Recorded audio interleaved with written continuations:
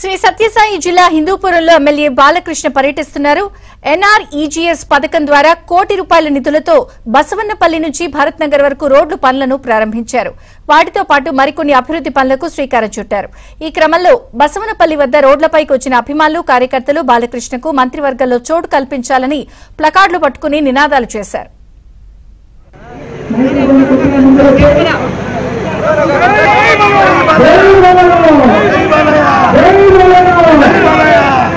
కార్యక్రమం ప్రారంభమవుతుంది కాబట్టి నాయకులందరూ కూడా సహకరించి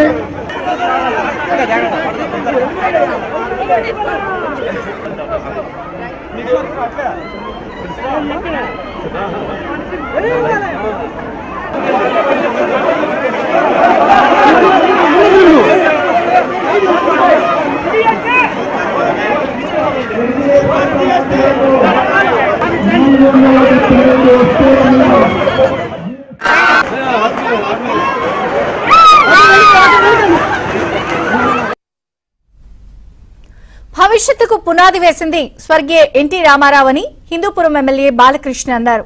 శ్రీ సత్యసాయి జిల్లా బసవనపల్లి జెడ్పీహెచ్ఎస్ లో 64 లక్షల నిధులతో నిర్మించిన తరగతి గదులను ఎమ్మెల్యే బాలకృష్ణ ప్రారంభించారు. అనంతరం విద్యార్థులకు స్పోర్ట్స్ కిట్లను పంపిణీ చేశారు.